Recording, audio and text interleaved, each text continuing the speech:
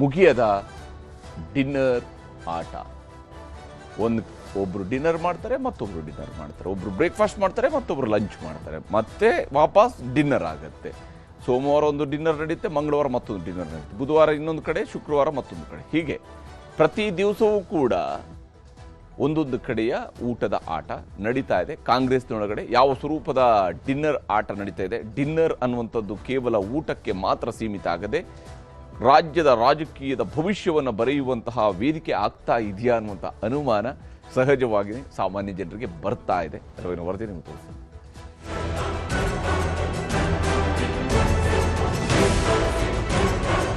ನಾನು ಯಾವ ಬಲನೂ ಪ್ರದರ್ಶನ ಮಾಡೋದಿಲ್ಲ. ಕೂಲಿ ಯಾಕೆ ಸಿಕ್ಕದಿಲ್ಲ, ಕಷ್ಟಪಟ್ಟಿಲ್ವಾ? ಶಿವಕುಮಾರ್ ಅವರು ಮುಖ್ಯಮಂತ್ರಿ ಆಗ್ತಾರೆ. ನಾವು ಲೈಕ್ ಮೈಂಡೆಡ್ಸ್ ಎಲ್ಲ ಸೇರಿ ಒಂದು ಡಿನ್ನರ್ ಮೀಟಿಂಗ್ ಅನ್ನ ಮಾಡಿದ್ದೇವೆ. ಹೈಕಮಾಂಡ್ ತೀರ್ಮಾನ ಮಾಡ್ತದಪ್ಪ. ಮುಖ್ಯಮಂತ್ರಿಯ ಕುರ್ಚಿಯನ್ನ ಉಳಿಸ್ಕೊಳ್ಳೋದಕ್ಕೆ ಕೆಲವರು ಮೀಟಿಂಗ್ ಮಾಡ್ತಾ ಇದ್ದಾರೆ. ಡಿನ್ನರ್ ಹೊರಗೂ ನಡೆದದ, ಇಲ್ಲಿ ಇನ್ನರ್ ನಡೆದ. ಒಬ್ಬರು ಡಿನ್ನರ್ ಮಾತ್ರ ಮಾಡಿದ್ವಿ ಅಂತಾರೆ, ಮತ್ತೊಬ್ಬರು ಮೀಟಿಂಗ್ ಏನಿಲ್ಲ ಎನ್ನುತ್ತಿದ್ದಾರೆ. ಇನ್ನೊಬ್ಬರು ಇದು ಸಮಾನ ಮನಸ್ಕರ ಸಭೆ ಅಂದ್ರೆ ಮಗದೊಬ್ಬರದ್ದು ಸಿಎಂ ಆಗೇ ಆಗ್ತಾರೆ ಎಂಬ ವಿಶ್ವಾಸ. ಕಾಂಗ್ರೆಸ್ನಲ್ಲಿ ಸದ್ಯಕ್ಕಂತೂ ಕುರ್ಚಿ ಕದನ ಎಂಬುದು ಮುಗಿಯದ ರಗಳೆಯಾಗಿ ಪರಿಣಮಿಸಿದೆ. ಉತ್ತರ ಕರ್ನಾಟಕದ ಸಮಸ್ಯೆಗಳ ಬಗ್ಗೆ ಬೆಳಗಾವಿ ಅಧಿವೇಶನದಲ್ಲಿ ಚರ್ಚೆಯಾದ್ರೆ ಸುವರ್ಣಸೌಧದ ಹೊರಗಡೆ ಭರ್ಜರಿಯಾಗಿ ರಾಜಕೀಯದ ಬೆಳೆ ಬೆಳೆಯಲಾಗುತ್ತಿದೆ. Siddaramaiah dinner versus DKShi dinner. ಒಗ್ಗಟ್ಟಿನ ನೆಪದಲ್ಲಿ ನಾಯಕರಿಂದ ಕುರ್ಚಿ ಜಪ. ಮೊನ್ನೆ ರಾತ್ರಿ ಸಿಎಂ ಸಿದ್ದರಾಮಯ್ಯ ತಮ್ಮ ಆಪ್ತ ಶಾಸಕರು ಹಾಗೂ ಸಚಿವರುಗಳ ಜೊತೆ ಮಾಜಿ ಶಾಸಕ ಫಿರೋಜ್ ಸೇಠ್ ಮನೆಗೆ ಡಿನ್ನರ್ಗೆ ಹೋಗಿದ್ರು. ಬಹುತೇಕ ಅಲ್ಪಸಂಖ್ಯಾತ ಶಾಸಕರು ಸಚಿವರು ಅವತ್ತಿನ ಡಿನ್ನರ್ನಲ್ಲಿ ಭಾಗಿಯಾಗಿದ್ದರು. ಮತ್ತೊಂದೆಡೆ ಬೆಳಗಾವಿಯ ಖಾಸಗಿ ಹೋಟೆಲ್ನಲ್ಲಿ ಸಚಿವ ಸತೀಶ್ ಜಾರಕಿಹೊಳಿ ಮತ್ತು ವಾಲ್ಮೀಕಿ ಪೀಠದ ಪ್ರಸನ್ನಾನಂದಪುರಿ ಶ್ರೀ ಜೊತೆಗೆ ವಾಲ್ಮೀಕಿ ಸಮುದಾಯದ ಶಾಸಕರು ಸಭೆ ನಡೆಸಿದ್ರು. ಇನ್ನೊಂದೆಡೆ ಮಾದಾರ ಪೀಠದ ಬಸವಮೂರ್ತಿ ಚೆನ್ನಯ್ಯ ಶ್ರೀಗಳ ನೇತೃತ್ವದಲ್ಲಿ ಎಸ್ಸಿ ಎಡಗೈ ಸಮುದಾಯದ ಸಭೆ ನಡೆಸಲಾಗಿತ್ತು. ಆ ಸಭೆಗಳು ಮುಗಿದ ಮೇಲೆ ನಿನ್ನೆ ಮಾತಾಡಿದ್ದ ಸಿಎಂ ಪುತ್ರ ಡಾಕ್ಟರ್ ಯತೀಂದ್ರ ಪೂರ್ಣಾವಧಿಗೆ ಸಿದ್ದರಾಮಯ್ಯನವರೇ ಮುಖ್ಯಮಂತ್ರಿ, ಕಾಂಗ್ರೆಸ್ ಹೈಕಮಾಂಡ್ ಕೂಡ ಈಗಾಗಲೇ ಇದನ್ನ ಕ್ಲಿಯರ್ ಮಾಡಿದೆ ಎಂದಿದ್ದರು. ಇದು ಸಹಜವಾಗಿಯೇ ಡಿಕೆ ಶಿವಕುಮಾರ್ ಮತ್ತು ಆಪ್ತರಿಗೆ ಕೋಪದ ಜೊತೆಗೆ ಆತಂಕವನ್ನೂ ತಂದಿಟ್ಟಿತ್ತು. ಈ ಮಧ್ಯೆ ರಾತ್ರಿ ಬೆಳಗಾವಿಯಲ್ಲಿ ಡಿಕೆ ಶಿವಕುಮಾರ್ ಆಪ್ತ ಪ್ರವೀಣ್ ದೊಡ್ಡಣ್ಣವರ ಫಾರ್ಮ್ ಹೌಸ್ನಲ್ಲಿ ಭರ್ಜರಿ ಡಿನ್ನರ್ ಪಾರ್ಟಿ ನಡೆದಿದೆ. ಇದರಲ್ಲಿ ಸಿಎಂ ಆಪ್ತ ಬಣದಲ್ಲಿ ಗುರುತಿಸಿಕೊಂಡಿರುವ ಶಾಸಕರು ಸಚಿವರು ಸೇರಿದಂತೆ ಸರಿಸುಮಾರು 40ಕ್ಕೂ ಹೆಚ್ಚು ಶಾಸಕರು 5ಕ್ಕೂ ಹೆಚ್ಚು ಸಚಿವರು ಭಾಗಿಯಾಗಿದ್ದರು.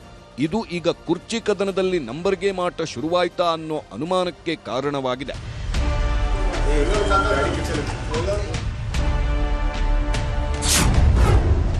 ಡಿನ್ನರ್ನಲ್ಲಿ ಯಾರೆಲ್ಲ ಪ್ರಮುಖರು ಭಾಗಿಯಾಗಿದ್ರು ಅನ್ನೋದನ್ನ ನೋಡೋದಾದ್ರೆ ಸಚಿವರಾದ ಎಂಸಿ ಸುಧಾಕರ್, ಮಂಕಾಳ ವೈದ್ಯ, ಕೆಎಚ್ ಮುನಿಯಪ್ಪ ಇದ್ರು. ಜೊತೆಗೆ ಎಂಎಲ್ಸಿ ಚನ್ನರಾಜ್ ಹಟ್ಟಿಹೊಳಿ, ಶಾಸಕರಾದ ಬಾಬಾ ಸಾಹೇಬ್ ಪಾಟೀಲ್, ಸಿಪಿ ಯೋಗೇಶ್ವರ್, ಗಣೇಶ್ ಹುಕ್ಕೇರಿ, ಎನ್ಎ ಹ್ಯಾರಿಸ್, ಶ್ರೀನಿವಾಸ್ ಮಾನೆ ಇದ್ರು. ಅಲ್ಲದೆ ಡಿಕೆಶಿ ಆಪ್ತರಾದ ಎಂಎಲ್ಸಿ ರವಿ, ಎಚ್ಸಿ ಬಾಲಕೃಷ್ಣ, ಇಕ್ಬಾಲ್ ಹುಸೇನ್, ಸೋದರ ಡಿಕೆ ಸುರೇಶ್, ಬಿಜೆಪಿ ಉಚ್ಚಾಟಿತ ಶಾಸಕರಾದ ಎಸ್ಟಿ ಸೋಮಶೇಖರ್, ಶಿವರಾಮ್ ಹೆಬ್ಬಾರ್ ಕೂಡ ಹಾಜರಾಗಿದ್ದರು.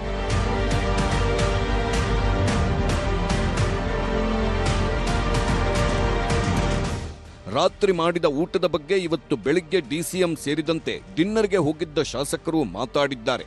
ಡಿಸಿಎಂ ಅಲ್ಲಿ ನಡೆದಿದ್ದು ಕೇವಲ ಡಿನ್ನರ್. 15 ವರ್ಷಗಳಿಂದ ಊಟಕ್ಕೆ ಕರೀತಿದ್ರು ಅಂದ್ರೆ ಅವರ ಅತ್ಯಾಪ್ತ ಶಾಸಕ ಇಕ್ಬಾಲ್ ಹುಸೇನ್ ಬೆಳಗಾವಿ ಅಧಿವೇಶನ ಮುಗಿಯುತ್ತಿದ್ದಂತೆ ಸಿಎಂ ಕುರ್ಚಿಯಲ್ಲಿ ಡಿಕೆಶಿ ಕುಳಿತುಕೊಳ್ಳುತ್ತಾರೆ ಎಂಬ ವಿಶ್ವಾಸದಲ್ಲಿದ್ದಾರೆ. ಯಾವ ಊಟನೂ ಇಲ್ಲ. ಅದು ನಮ್ಮ ಜಿಲ್ಲಾ ಕಾಂಗ್ರೆಸ್ನ ಮಾಜಿ ಅಧ್ಯಕ್ಷರು ಫ್ಯಾಮಿಲಿ, ದೊಡ್ಡ ಫ್ಯಾಮಿಲಿ, ಕಾಂಗ್ರೆಸ್ ಪಾರ್ಟಿ ಫ್ಯಾಮಿಲಿ 15 ವರ್ಷದಿಂದ ಕೇಳ್ತಾ ಇದ್ರು ಊಟಕ್ಕೆ ಬನ್ನಿ. 1 ವರ್ಷ ಹೋಗಿದ್ದಾರೆ. ಯಾವ ಊಟನೂ ಇಲ್ಲ, ಏನಿಲ್ಲ. ಕೂಲಿ ಯಾಕೆ ಸಿಕ್ಕದಿಲ್ಲ, ಕೂಲಿ ಯಾರು ಕೊಡೋದಿಲ್ಲ ಅಂತ ಹೇಳ್ತಕ್ಕಂಥವ್ರು ಯಾರಿದ್ದಾರೆ? ಕಷ್ಟಪಟ್ಟಿಲ್ವಾ? ಇಡೀ ರಾಜ್ಯ ಸುತ್ತಾಡಿಲ್ವಾ? ನಾನು ಹೇಳ್ತಾ ಇದ್ದೀನಿ, ಶಿವಕುಮಾರ್ ಅವ್ರಿಗೆ ಒಂದು ಅವಕಾಶ ಇದೆ. ಶಿವಕುಮಾರ್ ಅವರು ಮುಖ್ಯಮಂತ್ರಿ ಆಗ್ತಾರೆ. ಈ ಎಲ್ಲದಕ್ಕೂ ಹಣೆ ಬರಾನೇ.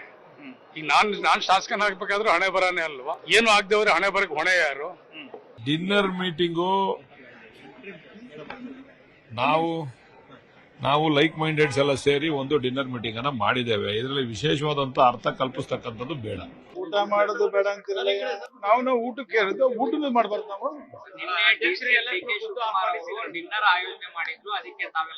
ಡಿ.ಕೆ. ಶಿವಕುಮಾರ್ ಸಾಹೇಬ್ರೇನು ಡಿನ್ನರ್ ಅರೇಂಜ್ ಮಾಡಿರ್ಲಿಲ್ಲ. ಯಾರು ಬೆಳಗಾಂ ಸ್ನೇಹಿತರು ಡಿನ್ನರ್ ಅರೇಂಜ್ ಮಾಡಿದ್ರು, ಎಲ್ಲಾರನ್ನ ಕರೆದಿದ್ರು, ನಾವು ಹೋಗಿದ್ದೆ, ಎಲ್ಲಾರು ಬಂದಿದ್ರು. ಊಟನೂ ಮಾಡಬಾರ್ದು ಅಂತ ತಪ್ಪೇನೆ. ಇನ್ನು ಡಿಕೆ ಶಿವಕುಮಾರ್ ಡಿನ್ನರ್ ಮೀಟಿಂಗ್ ಹಿಂದೆ ಹಲವು ಲೆಕ್ಕಾಚಾರಗಳಿವೆ ಅನ್ನೋದಂತೂ ದೃಢವಾಗುತ್ತಿದೆ. ಒಂದು ಕಡೆ ಸಿದ್ದರಾಮಯ್ಯನವರ ಮಗನೇ ಸಿಎಂ ಕುರ್ಚಿಯ ಬಗ್ಗೆ ಮಾತಾಡುತ್ತಿದ್ದಾರೆ. ಅವರೂ ಸಾಲದು ಎಂಬಂತೆ ಸಿದ್ದರಾಮಯ್ಯ ಆಪ್ತ ಸಚಿವರಿಂದಲೂ ಅಂಥದ್ದೇ ಮಾತುಗಳು ಬರುತ್ತಿವೆ. ಬ್ರೇಕ್ಫಾಸ್ಟ್ ಮೀಟಿಂಗ್ನಲ್ಲಿ ಎಲ್ಲವನ್ನೂ ಹೈಕಮಾಂಡ್ಗೆ ಬಿಟ್ಟ ಮೇಲೂ ಈ ರೀತಿಯಾಗಿ ಮಾತಾಡ್ತಿದ್ದರೆ ಸುಮ್ಮನಿರಲು ಸಾಧ್ಯವಿಲ್ಲ ಎಂಬ ಸಂದೇಶ ಕಳಿಸಲೆಂದೇ ರಾತ್ರಿ ಶಕ್ತಿ ಪ್ರದರ್ಶನ ನಡೆದಿದೆ ಎನ್ನಲಾಗ್ತಿದೆ.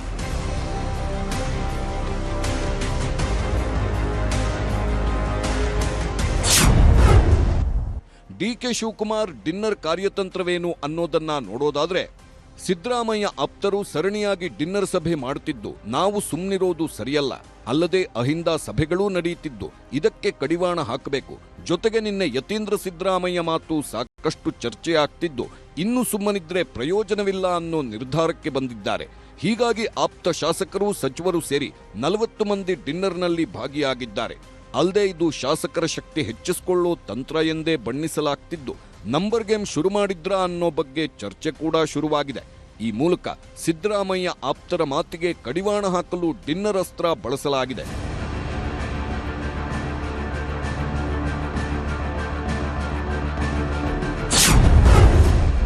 ರಾತ್ರಿ ಡಿಕೆ ಆಪ್ತರ ಡಿನ್ನರ್, ಬೆಳಿಗ್ಗೆ ಸಿಎಂ ಬ್ರೇಕ್ಫಾಸ್ಟ್.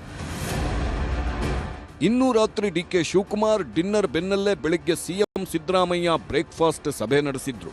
ಬೆಳಗಾವಿಯ ಸರ್ಕ್ಯೂಟ್ ಹೌಸ್ನಲ್ಲಿ ಸಚಿವರಾದ ಶರಣಪ್ರಕಾಶ್ ಪಾಟೀಲ್, ಬೈರ್ತಿ ಸುರೇಶ್, ಮಧು ಬಂಗಾರಪ್ಪ, ಶಾಸಕ ಪೊನ್ನಣ್ಣ ಸೇರಿದಂತೆ ಹಲವರು ಭಾಗಿಯಾಗಿದ್ರು.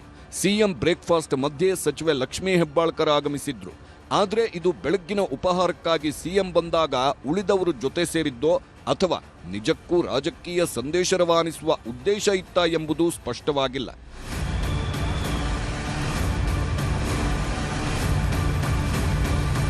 ಆದರೆ ಬೆಳಿಗ್ಗೆ ಬ್ರೇಕ್ಫಾಸ್ಟ್ ಮುಗಿಸಿ ಬಂದ ಮೇಲೆ ಮಾಧ್ಯಮಗಳ ಪ್ರತಿನಿಧಿಗಳು ಯಾವಾಗ ದೆಹಲಿಗೆ ಹೋಗ್ತೀರಿ ಎಂದು ಪ್ರಶ್ನಿಸಿದ್ದಕ್ಕೆ ಸಿಎಂ ಗರಂ ಆಗಿದ್ದಾರೆ. ಮತ್ತೊಂದೆಡೆ 5 ವರ್ಷ ಸಿದ್ದರಾಮಯ್ಯನವರೇ ಮುಖ್ಯಮಂತ್ರಿ ಎಂದು ನಿನ್ನೆ ಹೇಳಿದ್ದ ಡಾಕ್ಟರ್ ಯತೀಂದ್ರ ಇವತ್ತು ಮತ್ತೊಮ್ಮೆ ಸಡನ್ ಮೌನಕ್ಕೆ ಜಾರಿದ್ದಾರೆ. ಯಾರು ಕರೆದಿಲ್ಲ ಮಾಡಿಲ್ಲ ಹೇಳಿದಾರ ನೀವು ಹೇಳಿದಾರೇನ್ರಿ? ಸುಮ್ಮನೆ ಕೇಳ 19 ತಾರೀಕು ಕರೆದಿದ್ದಾರ ಅಂತ ನೀನೇ ಹೇಳ್ತೀಯ. ಈಗ ನಾನು ಏನು ಹೇಳಕ್ಕಿಲ್ಲ ಅಂತ ಹೇಳಿದ್ಮೇಲೆ ಮತ್ಯಾತಿ ಕೇಳ್ತಿದ್ದೀರಿ. ಸಾರಿ, ನಾನು ಏನು ಹೇಳಕ್ಕಿಲ್ಲ. ಈಗ ನಾನು ಏನು ಹೇಳಕ್ಕಿಲ್ಲ ಅಂತ ಹೇಳಿದ್ಮೇಲೆ ಮತ್ಯಾತಿ ಕೇಳ್ತಿದ್ದೀರಿ. ಸಾರಿ, ನಾನು ಏನು ಹೇಳಕ್ಕಿಲ್ಲ. ನಾನು ಲಕ್ಷ್ಮೀ ಹೆಬ್ಬಾಳ್ಕರ್, ಪೊನ್ನಣ್ಣ, ನಂಜೇಗೌಡರು ಎಲ್ಲ ತಿಂಡಿ ತಿನ್ನಕ್ ಬಂದ್ರಿ ಅಷ್ಟೇ ಸರ್. ನಿನ್ನೆ ಡಿನ್ನರ್ ಮೀಟಿಂಗ್ ಆಗ್ತಾ ಇದೆ ಸರ್. ಯಾವ ಮೀಟಿಂಗ್ ಇಲ್ಲ ರೀ, ಯಾವ ಮೀಟಿಂಗ್? ಹೀಗೆ ಯತೀಂದ್ರ ಮೌನಕ್ಕೆ ಜಾರಿದ್ದರೂ ಅವರು ಆಡಿರುವ ಮಾತುಗಳು ಚಳಿಗಾಲದ ಅಧಿವೇಶನದ ವೇಳೆ ಕಾಂಗ್ರೆಸ್ ಪಾಳೆಯದಲ್ಲಿ ಬಿಸಿ ಹೆಚ್ಚಿಸಿದೆ. ಕಾಂಗ್ರೆಸ್ಸಿಗರಿಂದಲೇ ಯತೀಂದ್ರ ವಿರುದ್ಧ ಕಿಡಿ. ಈ ಎಲ್ಲ ಬೆಳವಣಿಗೆಗಳ ಮಧ್ಯೆ ಪದೇ ಪದೇ ನಾಯಕತ್ವದ ವಿಚಾರದಲ್ಲಿ ಗೊಂದಲ ಮೂಡಿಸುತ್ತಿರೋ ಯತೀಂದ್ರ ಸಿದ್ದರಾಮಯ್ಯ ವಿರುದ್ಧ ಕಾಂಗ್ರೆಸ್ಸಿಗರೇ ಗರಂ ಆಗಿದ್ದಾರೆ. ಈ ಬಗ್ಗೆ ಖುದ್ದು ಸತೀಶ್ ಜಾರಕಿಹೊಳಿ ಬೇಸರ ವ್ಯಕ್ತಪಡಿಸಿದ್ರೆ ಡಿಕೆಶಿ ಆಪ್ತಬಣ ಕೂಡ ಯತೀಂದ್ರ ವಿಚಾರದಲ್ಲಿ ಗರಂ ಆಗಿದೆ. ವರಿಷ್ಠ ಗಮನಕ್ಕೆ ತರೋಣ, ಈಗಾಗಿದೆ ಅಂತ. ಮುಂದೆ ಆಗಬಾರಂಗೆ ನೋಡ್ಕೊಳ್ಳೋದು ಅಷ್ಟೇ. ಈಗಂತೂ ಆಗಿದೆ, ವಾಪಸ್ ಬರೋಲ್ಲ. ಮುಂದೆ ಆಗದಂಗೆ ನೋಡ್ಕೊಳ್ಳೋಂಗ ಪ್ರಯತ್ನ ಮಾಡೋಣ. ಏನಾದ್ರು ಕೊಡಿ ಮಾತಾಡೋಣ. ಏನೇನು ಅದ್ರ ಬಗ್ಗೆ ಲಾಭ ನಷ್ಟ ಬಗ್ಗೆ ಚರ್ಚೆ ಮಾಡ್ತಾರೆ. ಹಂಗೆ ಹೇಳೋದ್ರಿಂದ ಏನಾಗುತ್ತೆ ಏನಿಲ್ಲ ಅಂತ ಚರ್ಚೆ ಮಾಡ್ತೀವಿ. ಅವ್ರು ಹೇಳಬಾರ್ದು. ಅವ್ರ ಪರವಾಗಿ ಬೇರೆ ಯಾರು ಹೇಳಿದ್ರೆ ಓಕೆ. ಅವ್ರು ಹೇಳಿದ್ರೆ ಸ್ವಲ್ಪ ಹಂಗೆ ನೀವು ಹೇಳ್ದಂಗೆ ಮದುವೆ ಆಗುತ್ತೆ. ಬೇರೆಯವ್ರು ಹೇಳಿದ್ರೆ ಅದಕ್ಕೆ ಮಾತು ಇರ್ತದೆ. ಎಲ್ಲ ಹೈಕಮಾಂಡ್ ಹೇಳಿದೆ ದೇರ್ ಇಸ್ ನೋ ಚೇಂಜಸ್ ಅಂತ. ಅವ್ರಿಗೆ ಹೇಳಿದೆ ಅಂತ ಅವ್ರು ಹೇಳಿದ್ದು ಅವ್ರಿಗೆ ಹೇಳಿದಾರಂತ. ಹೈಕಮಾಂಡ್ ಕ್ಲಿಯರ್ ಅಲ್ಲ ಸ್ವಾಮಿ, ನಾನು MLA, ನಂದು ಓಟ್ ಇದೆ. ಮುಖ್ಯಮಂತ್ರಿಯಾಗಿ ನಂದು ಓಟ್ ಇದೆ. ನನಗೆ ಮಾಹಿತಿ ಇಲ್ಲದ್ದು MLC ಮಾಹಿತಿ ಇರುತ್ತಾ? ಇನ್ನೇ ಅವ್ರವ್ರ ಕಲ್ಪನೆ ಮಾತಾಡ್ತಾರೆ. ಅವ್ರನ್ನೇ ನೀವು ಕೇಳ್ಬೇಕು ಯಾಕೆ ಮಾಡ್ತಾವ್ರೆ ಅಂತೇಳಿ. ಯಾಕಂದ್ರೆ ನಾನು ಅವ್ರನ್ನ ಮನವಿ ಮಾಡ್ತೀನಿ, ಆ ಥರ ಮಾತಾಡ್ತಕ್ಕಂಥದ್ದು ಸೂಕ್ತ ಅಲ್ಲ. ಎಲ್ಲ ಅಂತಿಮವಾಗಿ ತೀರ್ಮಾನ ಆಗ್ತಕ್ಕಂಥದ್ದು ದೆಹಲಿನಲ್ಲಿ ಅವ್ರು ತೀರ್ಮಾನ ಮಾಡ್ತಾರೆ. ಸೂಕ್ತ ಸಂದರ್ಭದಲ್ಲಿ ಸೂಕ್ತ ನಿರ್ಧಾರ ತೆಗೆದುಕೊಂತಾರೆ. ಅದಕ್ಕೆ ಯತೀಂದ್ರ ಅವರಾಗಲಿ ನಾನಾಗಲಿ ಮಾತಾಡ್ತಕ್ಕಂಥದ್ದು ಅದು ಸೂಕ್ತ ಅಲ್ಲ ಅಂತ ನನ್ನ ಅಭಿಪ್ರಾಯ. ಕಾಂಗ್ರೆಸ್ನಲ್ಲಿ ಪ್ರತಿಯೊಬ್ಬರಿಗೂ ಕೂಡ ಸ್ವತಂತ್ರ ಇದ್ದಾರೆ. ಒಬ್ಬ ಸಣ್ಣ ಕಾರ್ಯಕರ್ತನೂ ಕೂಡ ಹೇಳಿಕೆ ಕೊಡಲಿಕ್ಕೆ ಸ್ವತಂತ್ರ ಇದ್ದಾನೆ. ಆದರೆ ಅದರಿಂದ ಪಕ್ಷಕ್ಕೆ ಮುಜುಗರ ಆಗ್ತಕ್ಕಂಥದ್ದು, ಡ್ಯಾಮೇಜ್ ಆಗ್ತಕ್ಕಂಥದ್ದು ಆಗೋದು ಬೇಡ ಅಂತ. ಹೇಳಿಕೆಯಿಂದ ಪಕ್ಷಕ್ಕೆ ಅನುಕೂಲ ಆಗಬೇಕೇ ವಿನ ಅದು ವ್ಯತಿರಿಕ್ತವಾದಂಥ ಹೇಳಿಕೆ ಆಗಬಾರ್ದು ಅಂತ ನನ್ನ ಮನವಿ. ಬಿಜೆಪಿಗೆ ಡಿಕೆಶಿ ಸೆಳೆಯಲು ನಡೆದಿತ್ತಂತೆ ಯತ್ನ. ಕುರ್ಚಿ ಕದನದ ವೇಳೆ ಬಿಗ್ ಟ್ವಿಸ್ಟ್ ಕೊಟ್ಟ ಯತ್ನಾಳ್. ಕುರ್ಚಿ ಕದನದ ವಿಚಾರ ಹೊತ್ತಿ ಉರಿಯುತ್ತಿರುವಾಗಲೇ ಬಿಜೆಪಿಯ ಉಚ್ಚಾಟಿತ ಶಾಸಕ ಬಸನಗೌಡ ಪಾಟೀಲ್ ಯತ್ನಾಳ್ ಹೇಳಿರೋ ಮಾತು ಸಂಚಲನಕ್ಕೆ ಕಾರಣವಾಗಿದೆ. ಡಿಕೆ ಶಿವಕುಮಾರ್ ಅವರನ್ನ ಬಿಜೆಪಿಗೆ ಸೆಳೆಯಲು ಯತ್ನ ನಡೆದಿತ್ತು. ವಿಜಯೇಂದ್ರ ಡಿಕೆಶಿ ಅವರನ್ನ ಅಮಿತ್ ಶಾ ಅವರನ್ನ ಭೇಟಿ ಮಾಡಿಸಿ ಪ್ರಸ್ತಾಪ ಒಡ್ಡಿದ್ರು. ಆದರೆ ಅದನ್ನ ಅಮಿತ್ ಶಾ ರಿಜೆಕ್ಟ್ ಮಾಡಿದ್ರು ಅಂತ ಹೇಳಿದ್ದಾರೆ. ಡಿನ್ನರ್ ಪಾರ್ಟಿ ನಿತ್ಯಲ್ಲ, ಡಿನ್ನರ್ ಹೊರಗೂ ನಡೆದದ, ಇಲ್ಲಿ ಇನ್ನರ್ನು ನಡೆದದ. ಡಿನ್ನರು ಹೊರಗಾಯ್ತು, ಈ ಸದನದಾಗ ನಾವು ನೋಡ್ಲಾಕತ್ತೀವಿ. ಇನ್ನರ್ನು ಗುಂಪಾಗ ಅಲ್ಲೆಲ್ಲೆಲ್ಲೆಲ್ಲೆ ಶಾಸಕರನ್ನು ತಗೊಂಡು ಮಾತಾಡೋದು, ವಿಶ್ವಾಸ ಗಳಿಸಲಿಕ್ಕೆ ಡಿ ಕೆ ಶಿವಕುಮಾರ್ ಅವರು ಒಂದು ಗುಂಪು ತೊಗೊಂಡು ಅವ್ರು ಅಡ್ಡಾಡ್ತಾ ಇದ್ದಾರೆ. ಸತೀಶ್ ಜಾರಕಿಹೊಳಿ ಅವರು ಒಂದು ಗುಂಪು ಅಲ್ಲೆಲ್ಲಿ ಕೂತು ಒಳಗೆ ಇನ್ನರ್ ಪಾರ್ಟಿ ನಡೆದಿದೆ, ಡಿನ್ನರ್ ಪಾರ್ಟಿ ನಡೆದಿದೆ. ಅಂದರೆ ಯಾವುದೂ ಶಾಂತಿಯಾಗಿಲ್ಲ.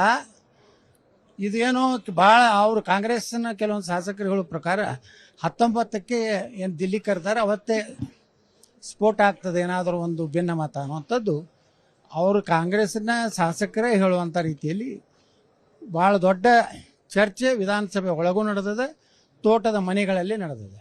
ಅದು ನೋಡಿ, ಹಿಂದೆ ಒಂದು ಪ್ರಯತ್ನ ಮಾಡಿದ್ರು, ಅದು ವಿಫಲ ಆದ ನಂತರ ಇವತ್ತು ಮೇಲಿನವರು ರಿಜೆಕ್ಟ್ ಮಾಡಿದ ನಂತರ ಮೊನ್ನೆ ಪ್ರಹ್ಲಾದ್ ಜೋಶಿ ಅವರು ಒಂದು ಹೇಳಿಕೆ ಕೊಟ್ಟರು, ಯಾವುದೇ ಪರಿಸ್ಥಿತಿಯಲ್ಲಿ ಕಾಂಗ್ರೆಸ್ನಿಂದ ಬರೋ ಯಾವುದೇ ಗುಂಪಿಗೂ ಭಾರತೀಯ ಜನತಾ ಪಾರ್ಟಿ ಬೆಂಬಲವಾಗಲಿ ಕೂಡಿ ಸರ್ಕಾರ ಆಗಲಿ ಮಾಡೋದಿಲ್ಲ ಅಂತೇಳಿ ಏನು ಪ್ರಹ್ಲಾದ್ ಜೋಶಿ ಅವರು ಹೇಳಿಕೆ ಕೊಟ್ಟರು. ಅದು ಅಮಿತ್ ಶಾ ಅವರ ಒಂದು ಡೈರೆಕ್ಷನ್ ಪ್ರಕಾರ ಅವರು ಕೊಟ್ಟಿದ್ದಾರೆ.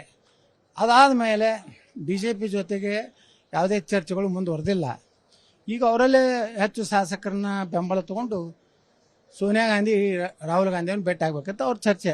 ವಿಜೇಂದ್ರ ರೋಲ್ ಏನಾದ್ರು ಆಗಬೇಕು, ಮತ್ತು ಉಪಮುಖ್ಯಮಂತ್ರಿ ಆಗಬೇಕು, ಮತ್ತಿಷ್ಟು ಪೂಜ್ಯ ತಂದೆಯವರಿದ್ದಾಗ ಲೂಟಿ ಮಾಡಿದ್ದು ಅದನ್ನೇ ಪ್ರಕ್ರಿಯೆ ಮುಂದುವರಿಸ್ಬೇಕಂತ ಬಿಟ್ಟು ಪಾಪ ಏನು ಅವ್ರು ಹಣ ದುಡ್ಡು ಹೊಡೆದು ಬಿಟ್ಟರೆ ಅವ್ರಿಗೇನು ಎಲ್ಲ ಸುಳ್ಳು. ರೈತ ನಾಯಕನೂ ಅಲ್ಲ, ಯಾವ ಸುಡಗಾಟ ನಾಯಕನೂ ಅಲ್ಲ.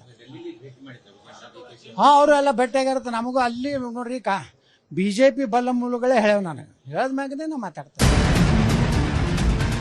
ಇತ್ತ ಕಾಂಗ್ರೆಸ್ನ ಕುರ್ಚಿ ಕದನಕ್ಕೆ ಬಿಜೆಪಿಗರು ತೀವ್ರ ಅಸಮಾಧಾನ ಹೊರಹಾಕಿದ್ದಾರೆ. ಸಿಎಂ ಡಿಸಿಎಂ ಡಿನ್ನರ್ ಮೀಟಿಂಗ್ಗಳಿಂದಾಗಿ ಉತ್ತರ ಕರ್ನಾಟಕದ ಬಗ್ಗೆ ಸರಿಯಾಗಿ ಚರ್ಚೆ ನಡೆಸಲು ಸಾಧ್ಯವಾಗ್ತಿಲ್ಲ ಅಂತ ಕಿಡಿಕಾರಿದ್ರು.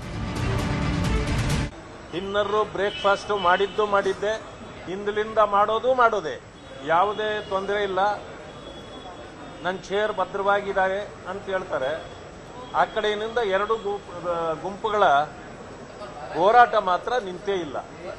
ಇವರ ಈ ಕಾದಾಟ ಹೋರಾಟದಲ್ಲಿ ಜನರ ಸಮಸ್ಯೆಗಳು ಹೆಚ್ಚಾಗ್ತಾ ಇದೆ, ಯಾವುದೇ ಸಮಸ್ಯೆಗಳಿಗೆ ಪರಿಹಾರ ಸಿಗ್ತಾ ಇಲ್ಲ. ಇದನ್ನು ನಾವು ಇಷ್ಟು ಬಡ್ಕೊಂಡ್ರೂ ಕೂಡ ಅವರಿಗೆ ಅರ್ಥ ಆಗ್ತಾ ಇಲ್ಲ. ಮುಖ್ಯಮಂತ್ರಿಯ ವಿಚಾರದ ಆಂತರಿಕ ಕಾಂಗ್ರೆಸ್ ಪಕ್ಷದ ಆಂತರಿಕ ವಿಚಾರ ಅಲ್ಲ, ರಾಜ್ಯಕ್ಕೆ ಸಂಬಂಧಪಟ್ಟಿರ್ತಕ್ಕಂಥದ್ದು. ಈಗಾಗಲೇ ರಾಜ್ಯದ ಜನ ಬೇಸತ್ತಿದ್ದಾರೆ. ಕಳೆದ 5-6 ತಿಂಗಳುಗಳಿಂದ ಮುಖ್ಯಮಂತ್ರಿ ಇವತ್ತು ಹೇಳಿದ್ದಾರೆ, ನಾಳೆ ಹೇಳಿದ್ದಾರೆ, ಇವರಾಗ್ತಾರೆ, ಅವರಾಗ್ತಾರೆ. Breakfast meeting, lunch meeting, dinner meeting, ರಾಜ್ಯದ ಜನ ಬೇಸತ್ತೋಗಿದ್ದಾರೆ. ಇಂಥ ಲಜ್ಜೆಗೆಟ್ಟ ವರ್ತನೆಯಿಂದನೇ ಇವತ್ತು ರೈತರು ಬೀದಿಗೆ ಬಂದಿರುವಂಥದ್ದು.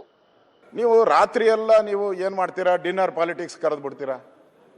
ಡಿನ್ನರ್ ಪಾಲಿಟಿಕ್ಸ್ ರಾತ್ರಿ 1 ಗಂಟೆ ಇಲ್ಲ ಅಧ್ಯಕ್ಷರೇ, ಅದೇ ಪ್ರಾಬ್ಲಮ್ಮು. 11-12 ಗಂಟೆಗೆ ಬಿಡ್ತಾರೆ ಇವರು.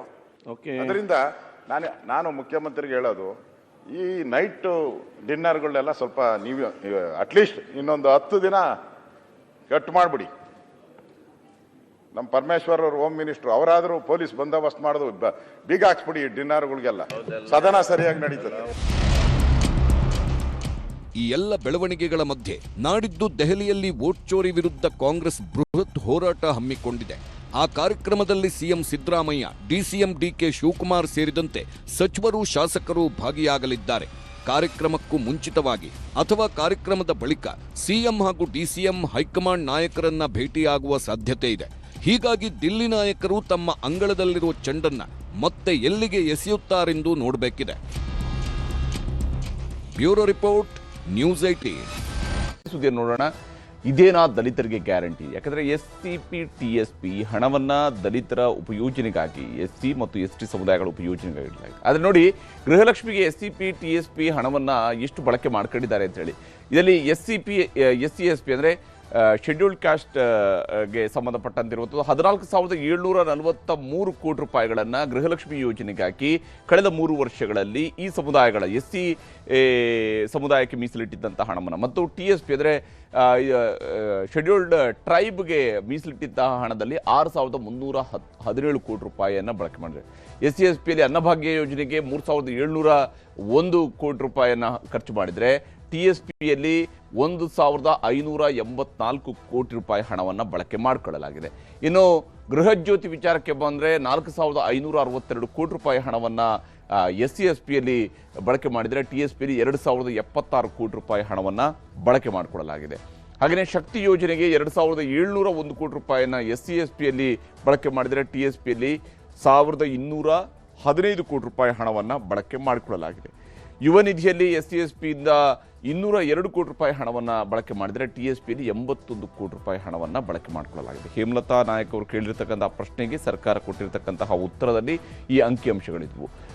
ಹೀಗೆ 5 ಗ್ಯಾರಂಟಿಗಳಿಗೆ ಒಟ್ಟು 37,182 ಕೋಟಿ ರೂಪಾಯಿ ಹಣವನ್ನು ಕಳೆದ 3 ವರ್ಷಗಳ ಅವಧಿಯಲ್ಲಿ, ಅಂದರೆ 2023ರಲ್ಲಿ ಈ ಯೋಜನೆಗಳು ಲಾಂಚ್ ಆದಲ್ಲಿಂದ 2025ರ ನವೆಂಬರ್ ತಿಂಗಳವರೆಗೆ ಖರ್ಚು ಮಾಡಿದ್ದೀವಿ ಅನ್ನುವಂಥದ್ದನ್ನು ಮಹದೇವಪ್ಪ ಅವರು ತಮ್ಮ ಉತ್ತರದಲ್ಲಿ ಕೊಡ್ತಾರೆ. ಸರ್ಕಾರ ಸಮರ್ಥನೆಗಳನ್ನು ಕೊಡ್ಬೋದು, ಈ ಹಣವೂ ಕೂಡ ಅದೇ ಸಮುದಾಯಗಳವರಿಗೆ ಹೋಗುತ್ತೆ, ಅವರ ಅಂಕಿಅಂಶದ ಆಧಾರದ ಮೇಲೆ ನಾವು ಹಣ ಬಿಡುಗಡೆ ಮಾಡ್ತಾ ಇದ್ವಿ ಅಂತಕೊಂಡು ಅದು ಏನೇ ಸಮರ್ಥನೆ ಇರ್ಬೋದು.